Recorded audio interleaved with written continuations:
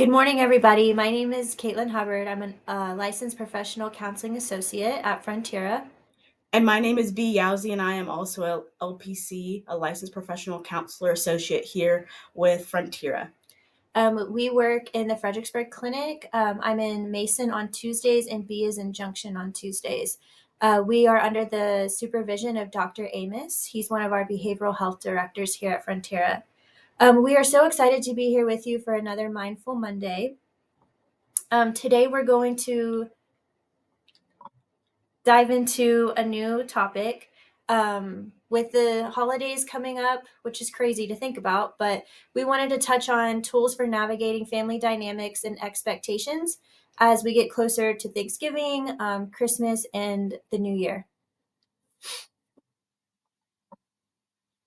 But before we do that, we want to take a moment to recognize our incredible partners. The Wellness Uncorked initiative is made possible through a partnership with the Texas Wine Auction and with Frontera Healthcare Network.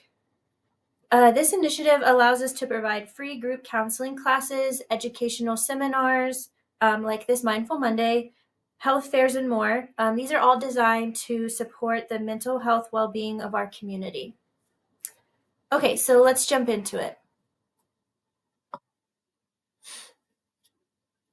So, why are the holidays so difficult for your mental health? So, we already know there's shopping, there's going to in laws. I mean, Caitlin and I were just talking about how many people we need to see and who's going to cook what. You're already looking at the guest list. When are you going to go to the grocery store in between work, taking care of kids? It's just crazy. And so, really, the holidays can also be a trigger for a combination of many things because the holiday season can exacerbate symptoms of depression and anxiety. So we see a lot of things, especially in grief and loss, but also other things like family dynamics, as we're about to get into. So anniversaries, past events happen in the holidays, family dynamics, financial stress, shorter days and reduced sunlight, right? The time is about to change come November. So it's like, oh, you're going to work and it's dark and you're coming home and it's dark. And then that increases the possibility of loneliness or isolation. So we're going to get into some statistics here. So we recognize this chart is a little hard to see, but it does provide some really important information. And these statistics are related to holiday stress. So what is causing stress for people during the holiday season? Nearly 90% of US adults say something causes them stress during the holiday season. So that's a very high percentage. Um, and this chart goes over the top 10 reasons. So let's take a look at that. 58% of people just stress about money, whether it's spending too much, how much should you spend on this person, that person, or just not having the money to spend. 40% worry about finding the right gifts. I know I struggle with that. Is my mom gonna like this, or is she Yeah. gonna like this? And then I'm in the store for way too long. Um, 38% struggle with missing family or loved ones because, the holidays are a time to come together. And so that can bring up reminders of that. 32% just have too much to do. It's not like work stops when the holidays come around. In fact, most of us end up working more to save up some more money. So just trying to balance work, planning, the shopping, just all of it. 30% feel a lot of pressure to make the holidays special. So I think that comes with food and the decorating and Mm-hmm. just all of that. 25% have food or alcohol related issues. We know that this is a time of indulgence with food and alcohol, and so balancing that could be really difficult. 25% are not able to spend time with their family or loved ones. This could be due to a variety of things. 22% experience or anticipate family conflict. For some, this is the only time they spend with their families is during the holidays, and so it's maybe hard to navigate that relationship in that time. 20% feel left out or excluded. And then 19% worry about the traveling, getting to their families, getting to their friends, or just to wherever that they're going during the holiday time. Mm-hmm. No, and I think this chart is so accurate to how everyone feels in the world, right? It's new, it's all universal. Everyone has something on the holidays, whether it's nothing or you're going somewhere. So I think this is so beneficial. Yeah, I see myself relating to a couple of those myself Mhm. when the time comes. What about you, B? Yeah, I think for me, I really relate to the travel and then Mm. also the family dynamics, right? Because you have so many different family Yeah. dynamics. And then, two, a lot of people, it's like, how do you have these conversations? Because everyone has their own views and stuff. So, how do you have meaningful conversations without stepping on toes? So, Yeah, really dealing with that. for sure. So, we're going to get into understanding family stressors. So, family relationships, like we say, are both a source of comfort and a potential trigger for some people and stress. So, like we were saying, you have everyone at the dinner table, or everyone's, at the, having cocktails or eating appetizers before the big meal. And there's a lot of, sometimes unrealistic expectations, emotional triggers. Maybe someone says something or brings up a certain family member, and that can bring up a lot of emotions. Interpersonal communication, so working on how not only do we internalize communication, but how we give that back out.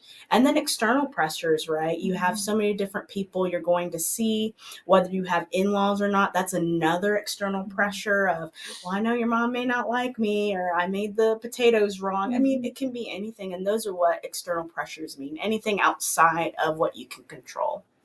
So, Yeah, it may seem like a lot just to kind of keep everybody happy and content mhm. through these times, for sure. Yeah, no, exactly. So then we're going to talk a little bit about SAD, which is seasonal affective disorder. And so that is in the DSM-5, and this disorder is identified as a type of depression. So it's within the major depressive disorders with seasonal patterns. So it happens in Christmas or the cold times, especially with the time change. That's so important Mhm. for people. It's like, why am I sad all of a sudden? Well, you're coming home at dark and you're leaving at work at dark, and that can Mhm. really affect how our emotions and our vitamins, the vitamin D and stuff.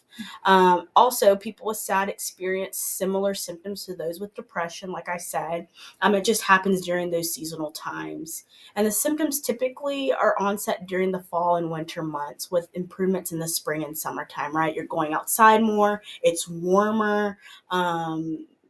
There's outdoor activities, and then about 5% of adults experience SAD, which trends to last around 40% of the year. So just kind of looking at that year calendar and kind of looking at that. And then the prevalence increases in people who tend to live in higher, altitude and further away from the equator, right? So up Mhm. north, think of Alaska, think Mhm. of places up north where they have way more darkness when they're year. Yeah. Yeah, like people, I know some people that live in Alaska where they're pretty much their whole day is dark. And so they're having to engage in like light therapy, you know. Mm-hmm. Thankfully, we don't really have that here in Texas, although time change does happen um, Sunday, and that's gonna cause our days to get a lot shorter because I think the Mm-hmm. sun sets at, I don't know, 5:36. Yeah, And so really you're early. leaving work in the dark, and it really does tend to mess, with your mind and your equilibrium. But we can talk further about recognizing the signs. So if you're feeling persistent feelings of sadness, emptiness, or hopelessness, increased irritability or sensitivity, difficulty concentrating or making decisions, changes in your appetite or your sleep patterns, loss of interest in activities or transition or traditions you typically enjoy, a loss of energy or increased fatigue, and of course, thoughts of suicide or death. These are all very important signs to recognize as they're symptoms of depression, as well as the seasonal affective disorder that B just went over. Mhm. Yes. And so, with that, we can talk about coping strategies that you can do to help if you're feeling any of these signs and symptoms. They're just practical steps to help you navigate this holiday season with more ease and resilience.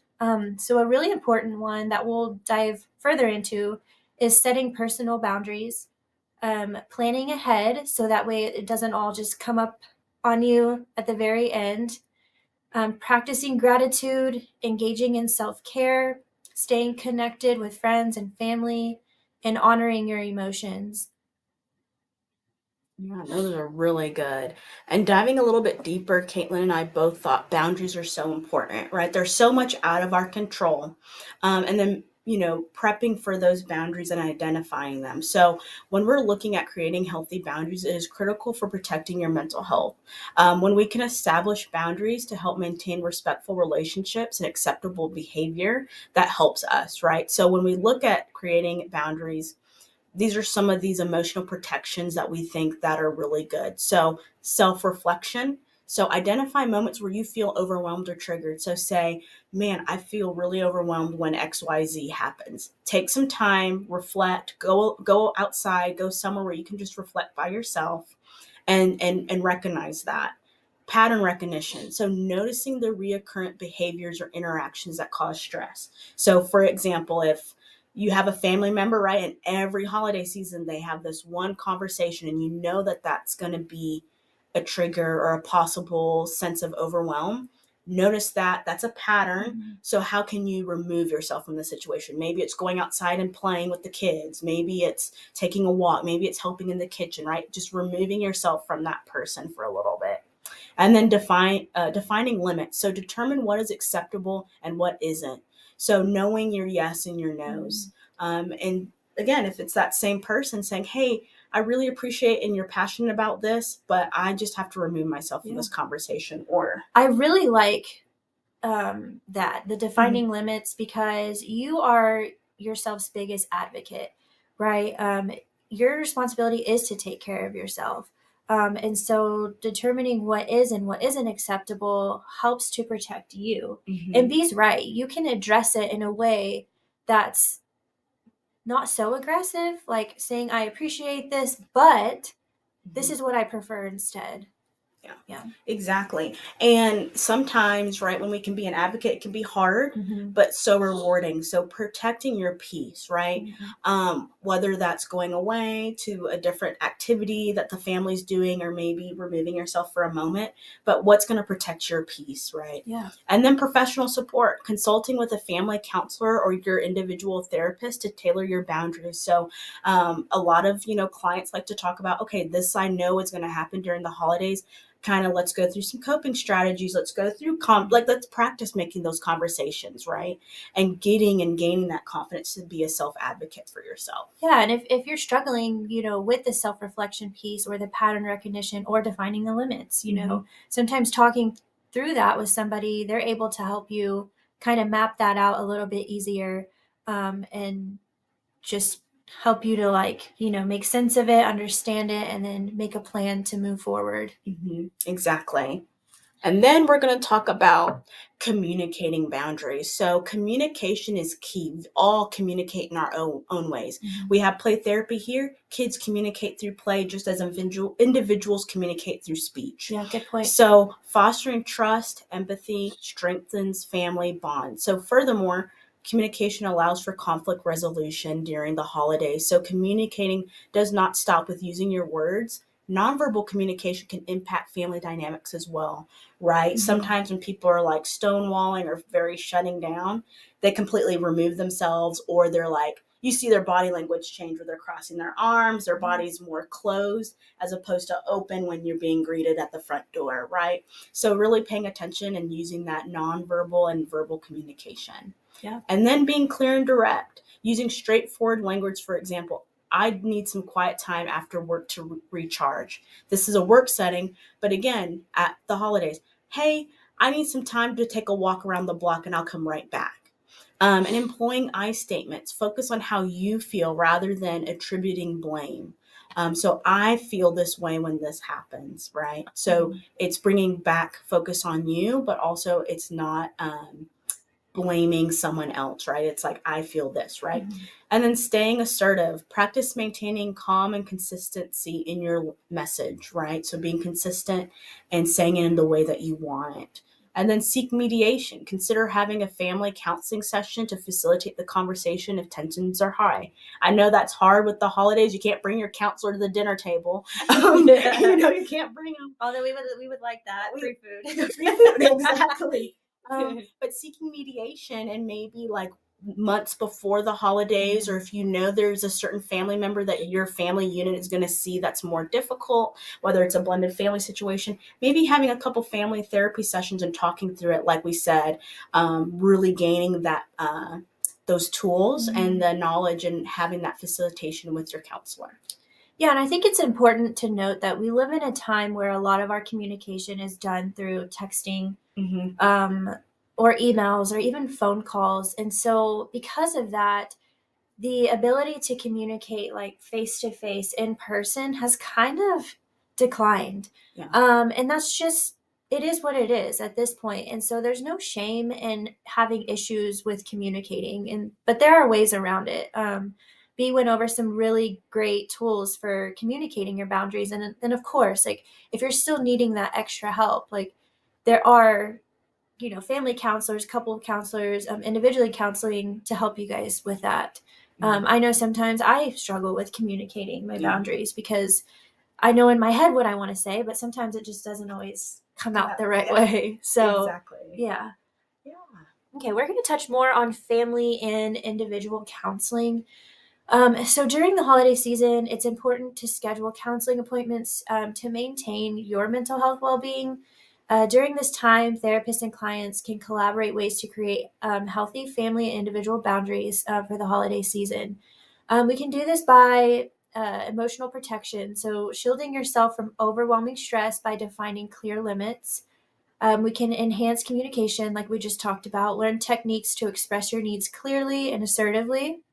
We can work on improving relationships, fostering mutual respect and understanding within your family or even with friends. And then supporting for self care, ensuring that your personal well being remains a priority.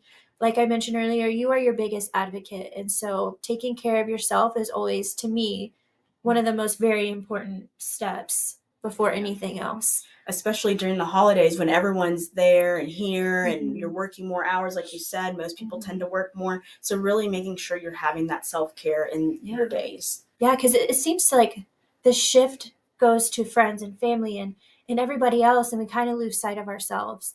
And if we're not taken care of properly, then we tend to not have the tools we need to take care of others if needed. And so just make sure that you remain your own priority. And so we really don't want the holidays to hold anybody back. This is a time, to celebrate, to be with friends, to be with family, or, however you celebrate. We just want it to be a time of cheer and community and just joy, Yeah. Awesome. That was so good. And then here are our references if anyone is interested in looking at these, like that APA graph that we talked about. That was such good information.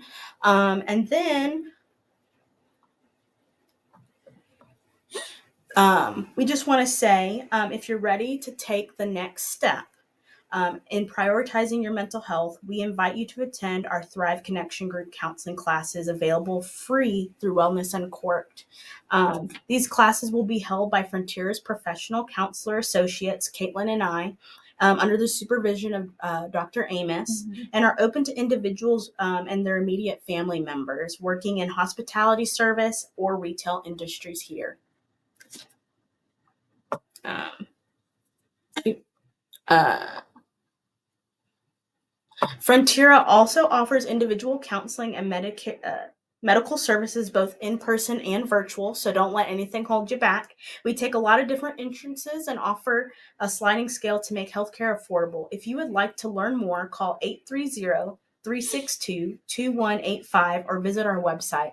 And that number I just mentioned is our behavioral health number, but they can always transfer you to medical if that's what you're looking for too. I just want to touch again on the providing individual counseling services. We also have play therapy for our children. We have individual talk therapy for our adolescents and our youth. There are specific counselors who do family therapy or couples therapy. So we provide a lot of different services and options for you guys. And so just don't be afraid to reach out. We can always give you more information regarding any of those services. Exactly. Thank you, Caitlin. And if you found today's session helpful, don't forget to like and subscribe to our channel so you do not miss on a Mindfulness Monday presentation. We are live on the first Monday of every month. And we just appreciate you being here today and hope to see you next month on December 1st. If you have any questions or comments regarding today's topic, please drop it in the comments below. And we would love to hear from you and kind of have that conversation, just push it forward. Yeah. Have a wonderful Mindful Monday. Thanks, guys. Bye.